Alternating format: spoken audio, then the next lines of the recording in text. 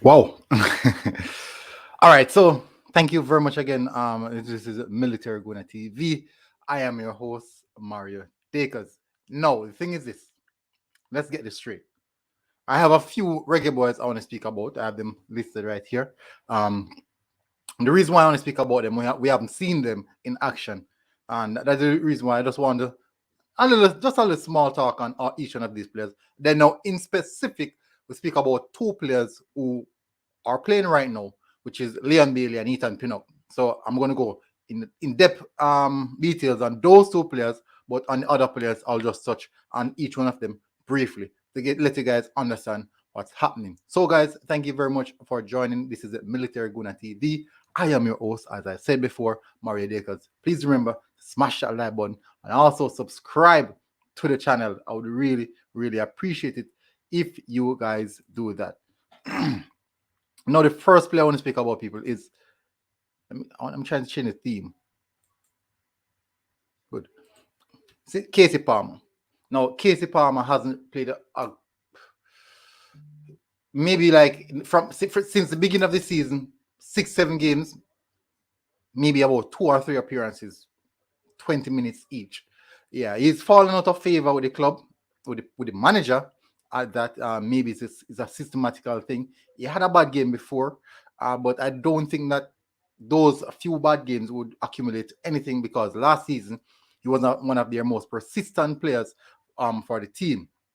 But all of a sudden, just like that, we haven't seen Casey Palmer, and definitely still worrying, still trying to find out what's the situation. But he's always on the team sheet in regards to being on the bench. Well, we haven't seen much from Casey Palmer in such a long time. I'm not sure if most of you guys realize, but he hasn't.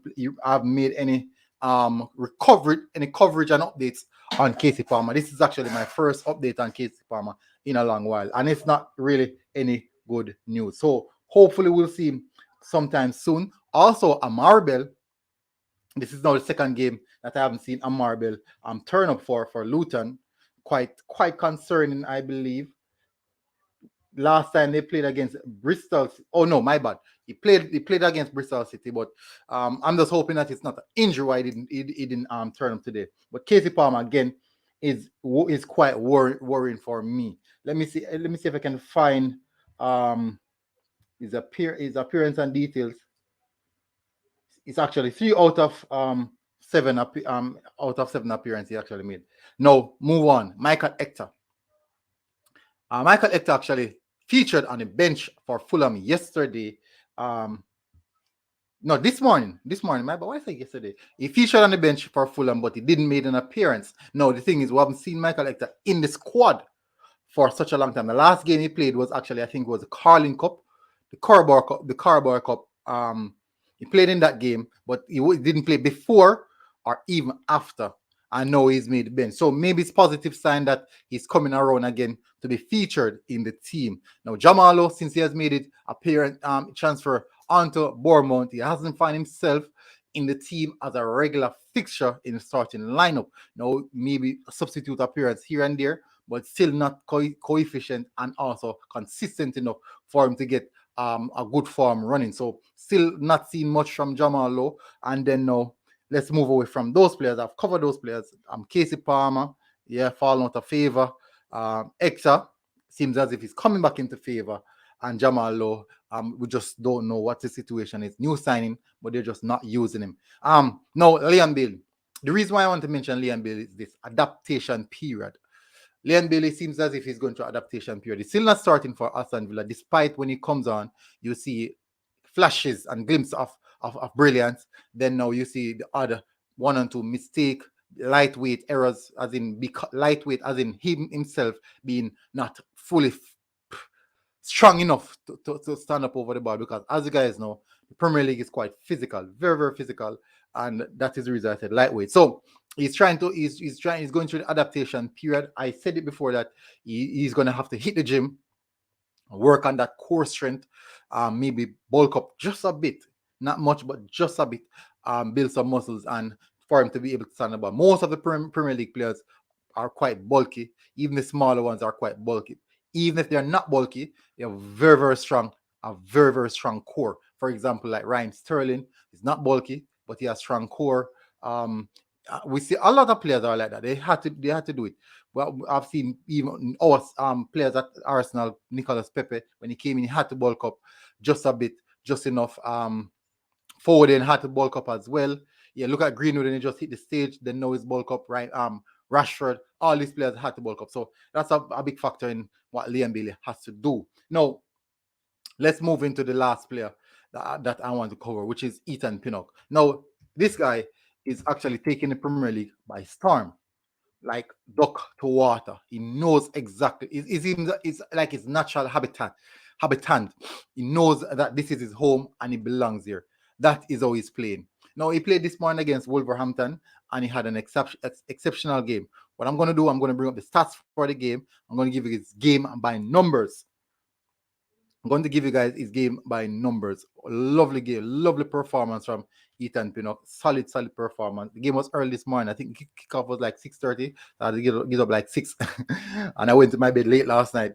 So I'm going to show you guys, I'm going to share it to my screen and just run through some of the stats for you guys. All right, so an exceptional start on the season, in the season for Ethan Pinnock.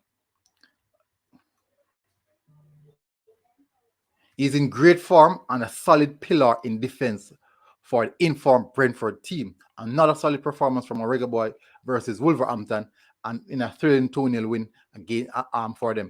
Now, this is Pinnock's game by numbers, as you might see. So he played a total of 90 minutes. He had 6 clearance. Literally, both Pinnock and Ivan Toney was fighting for man of the match. I think Ivan Toney would have gotten that, the assist and the goal. Yeah, you can't beat that. It doesn't matter how hard the defenders were. That's the complications of being a defender. It doesn't matter how hard they work, striker will get the preference. So he had 6 clearances, 1 interception. It was dribbled past once as well. Ground duels, he attempted in 1, but he didn't win it. Aerial duels, he won 2 out of 3. Possession loss, he lost possession 7 times, which is quite low. That's low. And he had 48 touches. Now he completed 31 out of 37 passes. Finished the game with an 84 passing percentile accuracy, and he attempted 4 long balls, and none of them was completed. And we all know, we spoke about Ethan Pinnock diagonal passes, how good he is at those diagonal passes. So that's it, people. I believe that's it. I've covered everyone. Katie Palmer, not doing well at Bristol City. I don't know what the situation is. Hopefully, he can come around and find back himself in a comfortable position. Michael Hector finding back himself into the team, Fulham team. Let's hope that he will get some game time going forward. And Jamalo at Bournemouth, beating the bench quite hard. Hopefully, he can get a few more look-ins and then now stamp his mark when he get that opportunity. Then now Liam Bailey definitely need to work on his adaptation period because it might take a while for him. But every time we see Liam Bailey, he would come on and give us some glimpse of what he can produce. So I won't go in any further, people. Hopefully, guys are good. Thank you very much for tuning in. This is the Military Guna TV. And guess what, people? Have a good day. Please, guys, stay safe. And this has been a good one. I am out.